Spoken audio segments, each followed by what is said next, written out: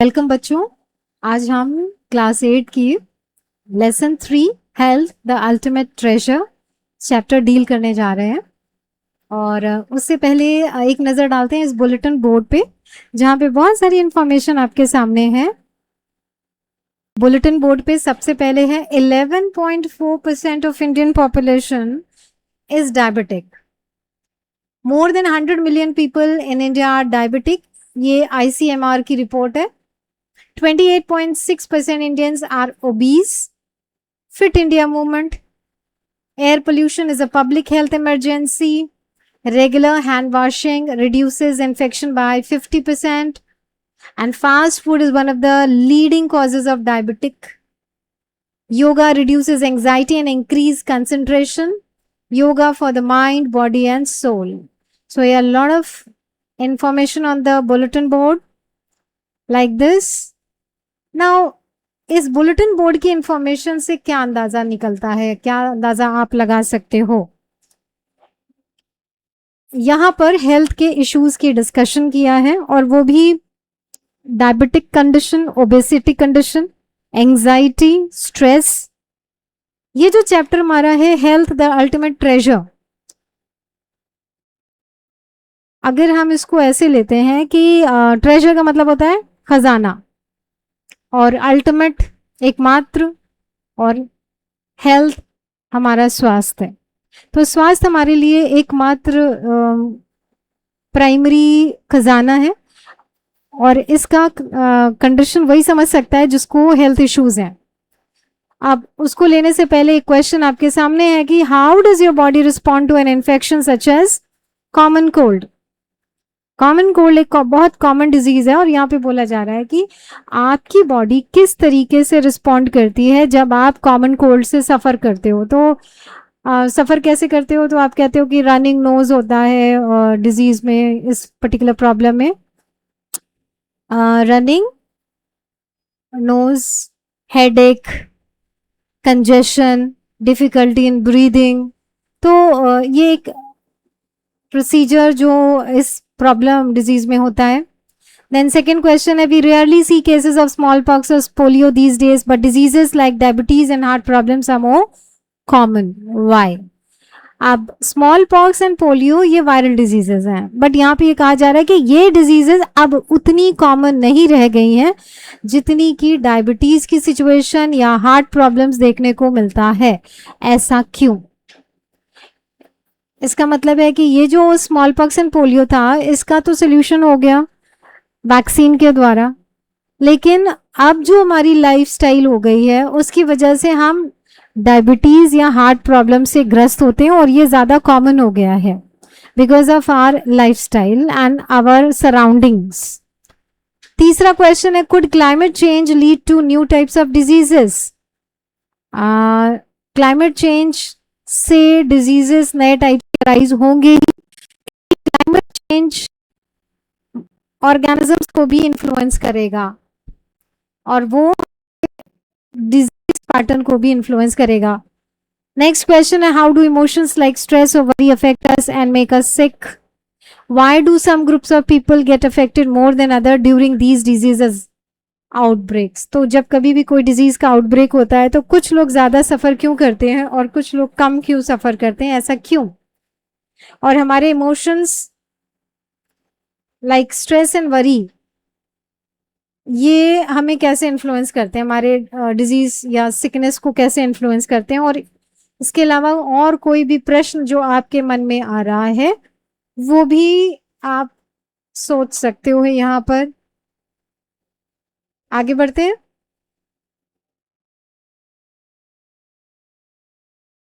अब हम आगे बढ़ते हैं। Health is it more than not falling sick. क्या हेल्थ हमारी सिर्फ बीमारी को हटा के, यानी कि सिर्फ हम बीमार पड़ रहे हैं, क्या यही हमारी डिजीज कंडीशन होगी या इससे भी ऊपर? तो ऊपर की जो क्लिपिंग हमने रीड आउट की थी उससे आपको अंदाजा लग गया होगा कि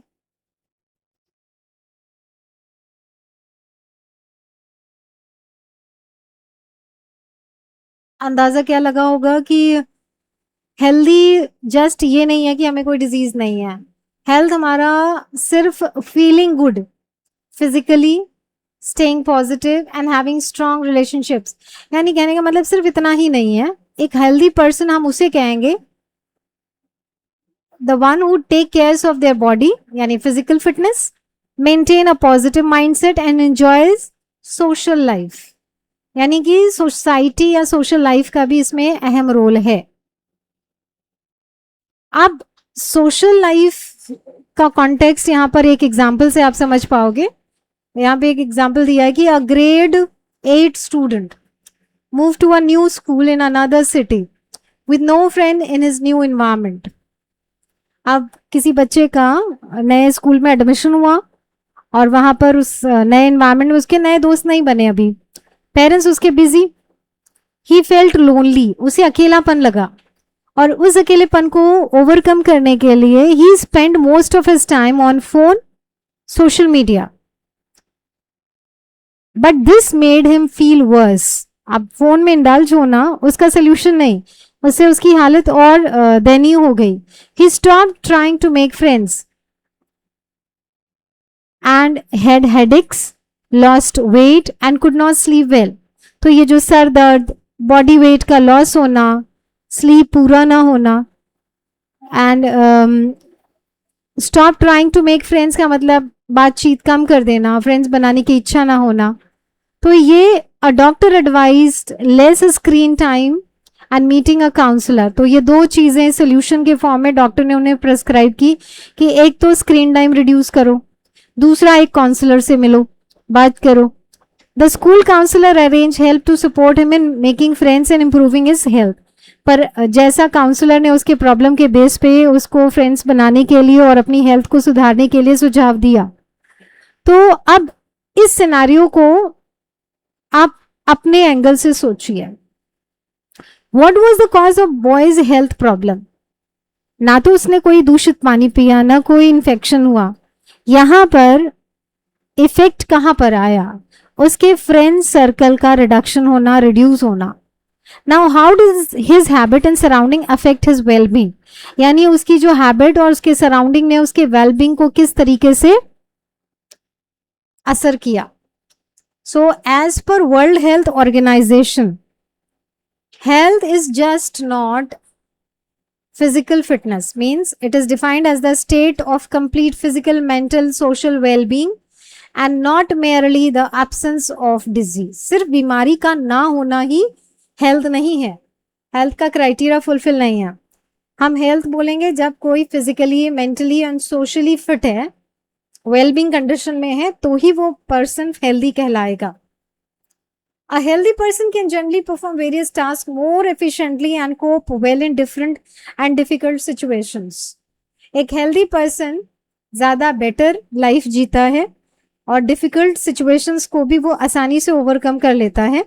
A healthy person can adjust well with peer groups. Peer groups यानी friend circle, उसमें proper way में adjust कर सकता है and other members of the society.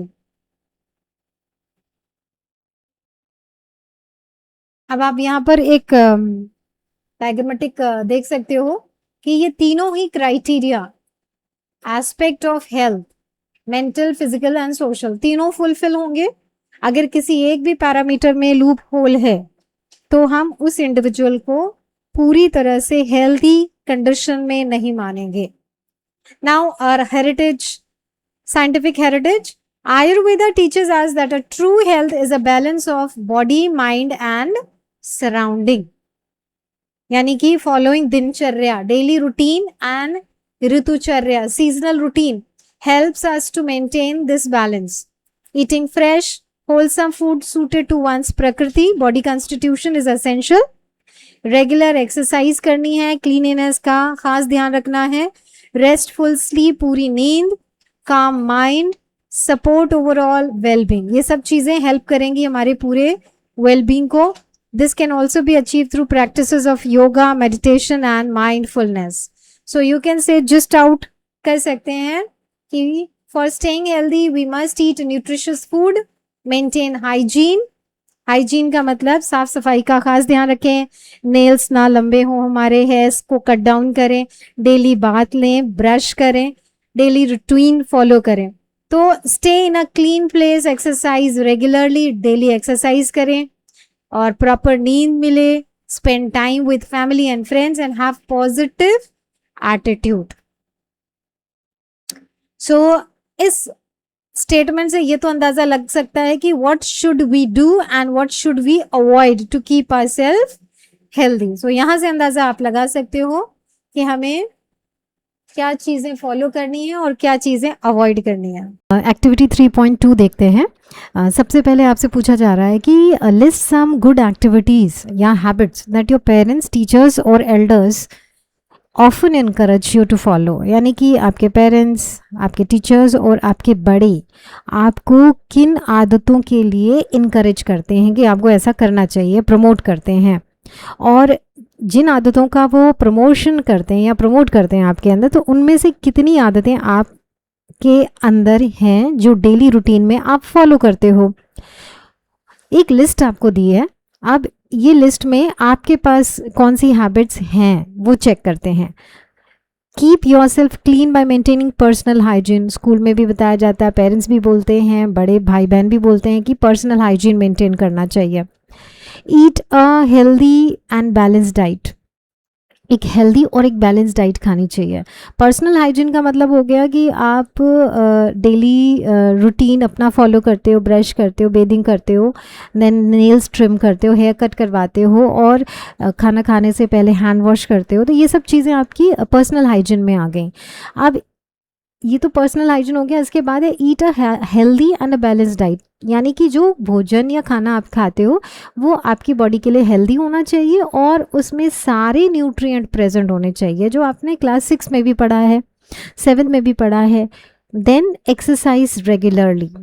अगर आप डेली एक्सरसाइज करते हो तो आप उसको टिक कर सकते हो कि हाँ मैं करता हूँ। अगर पर्सनल हाइजीन है तो वो टिक कर लीजिए। Then make time to relax और मेडिटेट एवरी डे। यानी कुछ समय अपने लिए अलग से निकालना है जहाँ पर आप अपने आप को रिलैक्स करते हो, मेडिटेट करते हो। तो यहाँ पे आप देख सकते हो एक बच्चा फिगर दिया है, ईट अ बैलेंस डाइट, भोजन, स्वस्थ भोजन जो न्यूट्रिशन में भरपूर है वो खा रहा है, और स्टे फिजिकली एक्टिव। एक्सरसाइज करने के लिए आप डेली एरोबिक्स करते हो या वॉकिंग करने जाते हो। तो ये सारे 2 हैबिट्स का फिगर दिया है। अब now think about the habit that are not good. ऐसी कौन सी हैबिट है जो हमारे लिए अच्छी नहीं है, हमारी हेल्थ के लिए अच्छी नहीं है, उनकी कुछ लिस्ट दी हैं। अब इनके अलावा भी कुछ और भी हैबिट्स इस पे इंक्लूड की जा सकती हैं। तो सबसे पहला है spending too much time on mobile phones और अदर डिजिटल स्क्रीन्स। तो कितना एक्सेसिव टाइम आप उसमें लगाते हो। देन सेकेंड है ईटिंग फास्ट फूड। यहाँ तो दिया था हेल्दी फूड, बैलेंस डाइट, लेकिन यहाँ दिया है कि फूड तो है लेकिन वो फास्ट फूड है, वो आपके लिए हेल्दी नहीं है, and that is junk food every day. यानी कितना खाते हैं आप डेली बेसिस पे, पीरियोडिकल है, हफ्ते में 4 बार, 6 बार, 2 बार, 1 बार महीने में, या जो भी है। देन स्लीपिंग वेरी लेट और नॉट गेटिंग अनफ स्लीप। अब होता क्या है, बच्चे अगर लेट उठते हैं तो उसका रीज़न एक होता है कि वो रात में लेट सोते भी हैं। तो अगर आप रात में लेट सोते हो तो, और सुबह अगर आपको किन्हीं कारणों से जल्दी उठना पड़ता है, तो यानी आपकी जो स्लीप है ना वो पूरी नहीं हो पाती, तो you are not getting enough sleep. Then skipping meals, especially breakfast. School अगर आप लेट उठते हो जाने के लिए, तैयार लेट होते हो, तो आपका कई बार लेट होने के चक्कर में आपका मॉर्निंग का जो ब्रेकफास्ट होता है ना वो स्किप हो जाता है। अब 1 दिन हो गया, 2 दिन हो गया तो बॉडी फिर भी एडजस्ट कर ली थी, लेकिन अगर आपने ये रूटीन बना लिया तो आप कह लो डेली बेसिस पे, डेली अगर आप ब्रेकफास्ट स्किप करते हो तो यानी 3 मील ले रहे हो, तो उनमें से 1 हटा दी जाए तो 2 मील, और उस 2 मील में कितना आप प्रॉपर फूड खा रहे हो, ये सब आपकी हेल्थ को डिटर्मिन करता है। तो यहाँ पर हम जो बात कर रहे हैं वो फिजिकल हेल्थ की बात कर रहे हैं। अब यहाँ पे देख लेते हैं एक फिगर दिया यहाँ पर कि से नो टू स्मोकिंग और अल्कोहल। तो ये दोनों जो हैबिट्स हैं ये हम अपने सराउंडिंग में भी कई लोगों को देखते हैं। तो इसका मतलब इन हैबिट्स को हमें प्रमोट नहीं करना है और ना ही फॉलो करना है। Now taking a care of our body and mind. तो जैसे हमने बोला फिजिकल हेल्थ हो गई, लेकिन अगर हम बॉडी के साथ साथ अपने माइंड को भी इंपॉर्टेंस देते हैं तो यानी कि हम फिजिकल के अलावा मेंटल हेल्थ की भी बात कर रहे हैं। Healthy habits support a healthy body as well as a healthy mind, and we say that if our body is healthy, if our mind is healthy, then overall our health condition is better. Now discuss your findings with your friends, यानी कि यहाँ पर जो भी ऊपर दिए हैं आपने टिक किए होंगे अपने कौन सी हैबिट आपके पास है जो फॉलो करते हो, और इनके अलावा भी हो सकता है जो यहाँ पर इन लिस्ट नहीं है तो वो आप ऐड कर सकते हो। और जो हैबिट्स हमको नहीं फॉलो करनी है वो उनमें से कोई ऐसी आदत तो नहीं है जो हमारे पास है, तो उसको हमें धीरे धीरे हटाना है। यानी कि discuss your findings with your friends and teacher. तो क्लास में आप कंपेयर कर सकते हो कि कितने बच्चे हैं जो इनमें से कुछ हैबिट्स फॉलो करते हैं, या प्लस वाली या निगेटिव वाली। तो अगर प्लस है तो और प्रमोट करना, और निगेटिव वाली को हमें हटाना है। So the activity you participated in and the discussion, इससे हमें पता चल जाएगा। नाउ इस एक्टिविटी से क्या होगा, we will come to know, we will get to realize that health depends on many factors, और इनमें से एक फैक्टर है हमारा lifestyle, how we live, and second is our environment. यानी कि सिर्फ ये नहीं है कि हमारे को किसी पैथोजन से डिजीज़, हमारी लाइफस्टाइल भी डिटरमिन कर सकता है हमारी हेल्थ को। तो यहाँ पे एक फिगर दिया है जहाँ पर एक बच्चा मेडिटेट कर रहा है, तो this is the way to manage stress, and the child is getting enough sleep by sleeping at right time and getting up also at right time. Now how do we maintain a healthy lifestyle? क्या क्या steps हमें उठाने हैं? तो ईट अ balance diet बोला ऊपर, लेकिन उसमें क्या इंक्लूड करना है, प्लेंटी ऑफ, पर्याप्त मात्रा में फ्रूट्स होने चाहिए, वेजिटेबल्स होने चाहिए, होल ग्रेन्स होने चाहिए। होल ग्रेन्स का मतलब है ऐसे अनाज जिनके ऊपर की कोटिंग उनकी प्रेजेंट है। नाउ नेक्स्ट है avoid processed fatty and sugary food and drinks. Processed यानी कि जो मार्केट में पैक्ड फूड आता है वो प्रोसेस्ड कहलाता है, यानी कि उसमें न्यूट्रिएंट वैल्यू ना के बराबर हो जाता है, and if it contains lot of fat, lot of sugar, and then that food item is not healthy for you. Then next is stay physically active by playing outdoor, walking, running and cycling and exercising. तो physically अपने आप को active रखना है, जिनमें से कुछ steps आपके दिखाए हैं कि आउटडोर खेलें, वॉकिंग करें, रनिंग करें, एक्सरसाइज करें, साइकिलिंग करें। तो ये सारी आपकी फिजिकल एक्टिविटी के लिए है। Limit screen time, screen time को हमें लिमिट करना पड़ेगा। एक आप कह सकते हो रिक्वायर्ड अमाउंट है, कैलकुलेटेड टाइम इंटरवल, जिसको हमें फॉलो कर सकते हैं। जैसे खेलने का टाइम है, सोने का टाइम है, खाने का टाइम है, पढ़ने का टाइम है, तो वैसे ही स्क्रीन टाइम को भी हमें मॉनिटर करना है कि हमें जितनी ज़रूरत है उतनी करें, उसके बियॉन्ड जाने से वो आपकी आईसाइट और आपके मेंटल सुकून के लिए प्रॉब्लम है। देन ज़्यादा टाइम आपको स्क्रीन टाइम से हटा के नेचर के साथ फॉलो करना है। Now get enough sleep to your body so that your mind can take rest and it can do the healing. तो ये जो स्लीप होती है वो हमारी रिकवरी पीरियड कहलाती है, ये हमारी बॉडी को रिचार्ज करता है, हीलिंग करता है। प्रैक्टिस योगा और सिंपल ब्रीदिंग एक्सरसाइज लाइक प्राणायाम रेगुलरली। तो योगा और गेम्स अलग अलग चीज़ें हैं, ये फिजिकली ही हैं, लेकिन योगा आपके बॉडी को आप कह सकते हो एनर्जाइज करता है because of the different asanas that we perform. Now say no to harmful substances like tobacco, alcohol and addictive drugs. तो यानी कि जितने भी हार्मफुल सब्सटेंसेस हमारे सराउंडिंग में अगर दिखते भी हैं, दिस इज़ वेरी इंपॉर्टेंट, इनको हमें बिल्कुल भी यूज़ नहीं करना है, because we should always say no. And even आप भी देखते हो कि गवर्नमेंट भी उस पर वार्निंग लिखता है कि ये जो सब्सटेंस है this is not good for health, clearly उसमें इंडिकेट होता है। Now keep the environment clean. So we are going to see an activity which is given here in the figure. दो फिगर दिए हैं हमें, A and B. ये दोनों figure हमारी इंडिकेट कर रहे हैं there are two different playgrounds. अब उसमें से पहला फिगर देख लेते हैं। Look at the figure 3.3A and 3.3B, यानी इन दोनों की बात हो रही है। अब ये बोल रहे हैं कि कौन सा प्ले ग्राउंड ऐसा है जहाँ पर आप खेलना पसंद करोगे और क्यों। आपका आंसर होगा, स्वाभाविक आंसर होगा कि ऑब्वियसली हम 3.3B वाले नीचे वाले फिगर पे, हाँ 3.3 बी वाले फिगर में जो पार्क दिया है हम वहाँ खेलना पसंद बिल्कुल पसंद नहीं करेंगे, यानी यहाँ पर नहीं करेंगे और हमें यहाँ पर खेलना पसंद आएगा। तो कुल मिला के आप कह सकते हो ऐसा क्यों। तो सराउंडिंग्स देखोगे तो यहाँ पर हम देख सकते हैं आंसर हमारा क्या होगा कि the playground which is given in figure 3.3 B is polluted, dirty, unhygienic and full of flies and mosquitoes. तो यहाँ पर जो भी खेलेगा वो जो इस एरिया में रह रहे होंगे those people may get fall sick more often, यानी बहुत आसानी से वो बीमार हो सकते हैं।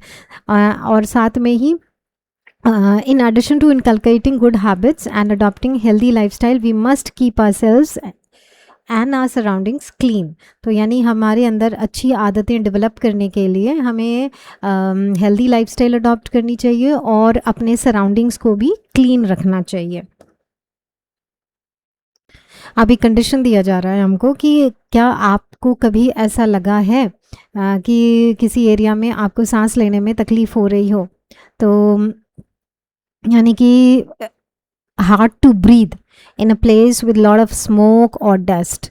अगर ऐसा है तो ऐसा क्यों है? Because clean air and clean water are important for our health. तो जो सिटीज़ हैं जहाँ पर air pollution due to vehicles and factories they can cause problems like coughing और अस्थमा, यानी कि एक पोल्यूटेड एरिया जैसे यहाँ फिगर में भी देख रहे हो इंडस्ट्रीज़ का फ्यूम्स है ये, तो ये सारी चीज़ें सफोकेशन करेंगी और हमें सांस लेने में दिक्कत करती हैं और साथ में ही पॉइजनस गैसेस जब हमारी बॉडी में जाएंगे तो वो टॉक्सिक और पॉइजन का काम करेंगे। तो यानी द एयर क्वालिटी इंडेक्स, यानी कि ये वो पैमाना है जो आपकी एयर क्वालिटी डिटर्मिन करता है किस टाइप का।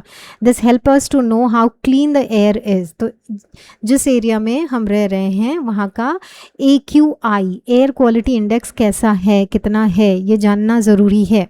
क्यों? क्योंकि a cleaner environment help us to stay healthy and feel better. यहाँ पर बोल रहा है कि health is not only about the body, सिर्फ बॉडी का फिजिकल फिटनेस के बारे में ही सिर्फ हेल्थ नहीं है, our feelings and relationships matter to.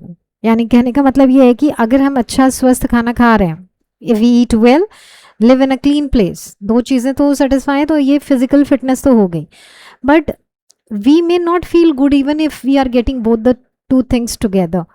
If we are if we are lonely, अकेले हैं, तो ये चीज़ें हमें अपसेट कर सकती हैं, हम अपसेट भी हो सकते हैं।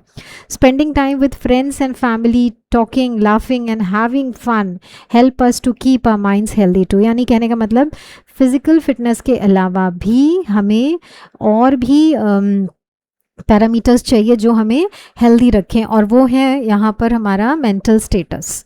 और मेंटल स्टेटस हमारी फीलिंग से डिटर्मिन होता है, हमारे रिलेशनशिप से, और स्ट्रेस फ्री अगर हम हैं तो ये सारी चीज़ें हमारे मेंटल हेल्थ के पैरामीटर्स हैं। Now how do we know that we are unwell? हमें कैसे पता चलेगा कि हम अनवेल हैं? तो सबसे पहले our body usually works in a separate definite pattern. जैसे हम डेली लाइफ में देखते हैं, हम जो भी एक्टिविटी करते हैं तो हमें लगता है कि हाँ we are okay, but at times we feel, हमें लगता है कि there is something wrong, we are not fit, we are not well. It means something is going on in our body which is making us uncomfortable. और ये हमें पता कैसे चलते हैं? देयर आर सर्टन सिम्टम्स, जैसे कि पेन हो रहा है, टायर्डनेस है, थकावट है, dizziness, sign of fever, rashes हो जाए बॉडी पे, हाई ब्लड प्रेशर है, स्वेलिंग है। तो ये सब चीज़ें, ये जो पैरामीटर्स हैं यानी कि सिम्टम्स, ये हमें बता रहे हैं कि हम अनवेल हैं। तो सिम्टम है क्या, कैसे डिफाइन करेंगे? तो symptoms is what we feel like, हमें क्या फील होता है। Pain, while a sign is something that can be seen और मेजर्ड। तो यानी कि एक सिम्टम और एक साइन में क्या फ़र्क होता है?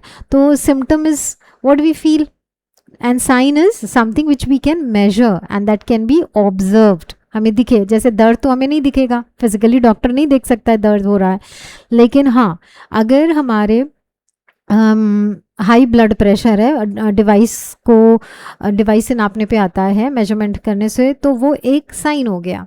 या हमारे स्वेलिंग है किसी ऑर्गन में, तो वो भी देख के पता किया जा सकता है। तो ये आपके सिम्टम और साइन के बीच में डिफरेंस हो गया। तो ये दोनों ही चीज़ें हमारे डॉक्टर्स को हेल्प करती हैं और वो इन्हीं की मदद से हमें उस कैटेगरी में रखते हैं कि हम अनवेल हैं या वेल कंडीशन में हैं। तो रियल सेंस में what is the condition. Now diseases, what are the causes and types. तो डिजीज़ेस के कारण क्या हैं, क्यों हम डिजीज़ से सफ़र करते हैं और उनके टाइप्स कितने हैं। तो डिजीज़ एक ऐसा कंडीशन है, it's a condition that affect the normal working of a body और अ माइंड, यानी एक ऐसा कंडीशन जो हमारे नॉर्मल वर्किंग को अफेक्ट करे। और ये it can happen in when one और मोर ऑर्गन और organ system stop functioning properly.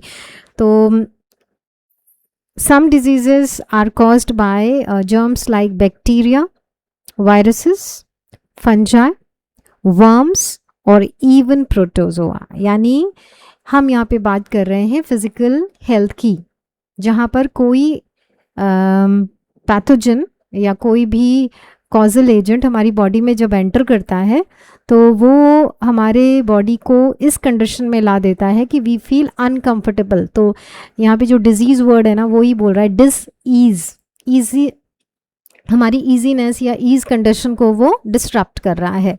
तो कॉजल एजेंट क्या हो सकते हैं, कोई बैक्टीरिया भी कॉज कर सकता है, वायरसेस के थ्रू भी हमारी बॉडी में इन्वेजन हो सकता है, फंजाई, वर्म्स एंड प्रोटोजोआ, ये डिफरेंट ग्रुप्स हैं ऑर्गेनिजम्स के जो डिजीज़ कॉज करते हैं। तो ये जितने भी नाम ऊपर दिए गए हैं they are single celled organism.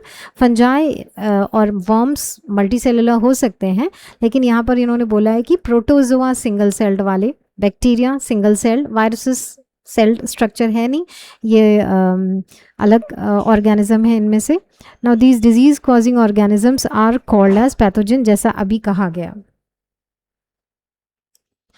इसका मतलब ये जो डिजीजेज हो गई जिनके लिए कॉजल एजेंट है, कोई ना कोई पैथोजन है जिसने डिजीज़ कॉज की है। लेकिन एक और कैटेगरी है जहाँ पे डिजीज़ हमारी पुअर न्यूट्रिशन की वजह से हो सकती है, हमारी अनहेल्दी लाइफस्टाइल की वजह से हो सकती है। यानी कोई पैथोजन नहीं है, लेकिन अगर हम हेल्दी फूड नहीं खाएंगे, मेल नरिश्ड कंडीशन हमारे अंदर आएगी, नरिशमेंट की कमी हो जाएगी, कुपोषण जिसे कहा जाता है। और अनहेल्दी लाइफस्टाइल का मतलब लाइफस्टाइल हमारे रहन सहन का तरीका, और अगर वो अनहेल्दी है तो वो भी हमारे को कोई ना कोई डिजीज़ कॉज करेगा। देन देयर इज़ डिजीज़ेस जो लंबे समय तक भी रहती हैं, और यहाँ पर दिया है कि शॉर्ट टाइम के लिए डिजीज़ेस रहें, या कुछ डिजीज़ेस जो लॉन्ग टाइम के लिए हमारी बॉडी में परसिस्ट करें, जिनमें रेगुलर ट्रीटमेंट हमें चाहिए, देखभाल चाहिए। तो इस आधार पर हम डिजीज़ेस को दो कैटेगरी में डिवाइड कर सकते हैं इनके अलावा। यानी कि एक तो शॉर्ट टर्म, लॉन्ग टर्म हो गया डिजीज़ का कंडीशन, छोटे टाइम के लिए, लंबे टाइम के लिए। या डिजीज़ को और दो कैटेगरी में हम डिवाइड कर सकते हैं। One is called as non communicable disease and the other is called communicable disease. नाम ही बता रहा है नॉन कम्युनिकेबल। नॉन कम्युनिकेबल मतलब वो डिजीज़ेस जो कम्युनिकेट नहीं करती हैं एक पर्सन से दूसरे पर्सन में, एक डिजीज्ड पर्सन से एक हेल्दी पर्सन में। तो some diseases such as cancer, diabetes, asthma, they are not caused by pathogens and so do not spread from one person to another. They are usually linked to lifestyle, diet or environment. तो यानी ये diseases जो एक diseased person से एक healthy person में transfer नहीं होती हैं, और ज़्यादातर ये डिजीजेस हमारी लाइफस्टाइल डिजीजेस होती हैं। वहीं दूसरी ओर कम्युनिकेबल डिजीजेस, वो डिजीजेस जो पैथोजेंस के द्वारा होती हैं, यानी caused by pathogens, and they can spread from one person to another. तो ये जो वन पर्सन है ना, पहला पर्सन, ये डिजीज्ड होगा। जब ये डिजीज्ड होगा तभी ये एक हेल्दी पर्सन में डिजीज़ ट्रांसफ़र करेगा, क्योंकि वो पैथोजेंस के द्वारा हो रहा है। तो पैथोजेंस ही एक्चुअली ट्रांसफ़र हो रहे हैं, जिसकी वजह से वो सेकंड पर्सन भी डिजीज्ड हो रहा है। Some examples of these diseases communicable में कौन सी हैं? टाइफॉइड है, डेंगी है, फ्लू है, चिकन पॉक्स, कोविड-19 जो सभी ने एक्सपीरियंस किया था recently. So this is about your communicable. अब यहाँ पर आप फिगर देख सकते हो common methods of transmission of diseases, यानी ट्रांसमिशन के मेथड हो सकते हैं डायरेक्ट कांटेक्ट, अगर कोविड का याद है तो मास्क लगा के सभी लोग घूम रहे थे और डायरेक्ट कांटेक्ट में नहीं आना होता है, क्वारंटाइन होते थे। वहीं कुछ ऐसे पैथोजेंस हैं जो एयर के थ्रू ट्रांसमिट होते हैं, एंड देन इनडायरेक्ट कांटेक्ट में है लाइक क्लोथिंग है, फूड एंड ड्रिंकिंग अगर हम शेयर करते हैं विद अ इन्फेक्टेड पर्सन तो हम भी सफ़र कर सकते हैं। सो यहाँ पर आप देख रहे हो कि ये डिजीज पर्सन है, इन्फेक्टेड पर्सन, तो how this disease person can transfer disease to a healthy person. एक हेल्दी पर्सन में कैसे है, तो पहला तो यही बता दिया, डायरेक्ट है, एयर के थ्रू, इनडायरेक्ट कॉन्टैक्ट भी हो सकता है, by food and mosquito insect and rabid animal. तो ये इन रिसेंट ईयर्स फिलहाल में देखने को मिल रहा है कि नॉन कम्युनिकेबल डिजीजेस यानी NCDs शॉर्ट में बोला है, like diabetes, heart diseases and cancer, they have become more common in India. इनका ट्रेंड ज़्यादा हो गया, ये ज़्यादा लोग ग्रसित हो गए हैं इन डिजीजेज से। और ऐसा क्यों हुआ है? Because of eating more processed food, getting less exercise and living longer lifes. तो ये कुछ कंडीशंस हैं जो इनको प्रमोट कर रहे हैं। अब most death in India are caused by NCDs। तो हमें इन दोनों के बीच में यानी communicable and non communicable diseases के बीच में डिफरेंस समझना है और कैसे ये स्प्रेड करते हैं और कैसे हम इनका प्रिवेंशन कर सकते हैं, हाउ टू प्रिवेंट देम। तो सबसे पहले हम कम्युनिकेबल डिजीजेस का डिस्कस करने जा रहे हैं कि how they are caused and how they are spread. So those pathogens may get spread from one location to another, from diseased person to a healthy person via air, food जो contaminated food है, water और इसके अलावा भी। now जो air का condition है, यानी कि जब कोई infected person कफ करता है या sneeze करता है तो उसके थ्रू जो पैथोजन है वो एक हेल्दी पर्सन तक पहुंच सकता है through direct contact like shaking hands, या फिर इनडायरेक्टली भी हो सकता है like sharing personal items of an infected person. और फ्रॉम सम पैथोजेंस दे में स्प्रेड वाया मॉस्किटो, यानी मॉस्किटो एक ज़रिया बन सकता है, या हाउस फ्लाइज। तो ऐसे इंसेक्ट्स को हम कहते हैं वेक्टर्स। तो वेक्टर्स यानी वो माध्यम जिसके थ्रू पैथोजन एक डिजीज्ड पर्सन से एक हेल्दी पर्सन तक पहुंचता है। तो these are simple ways that we have understood. Now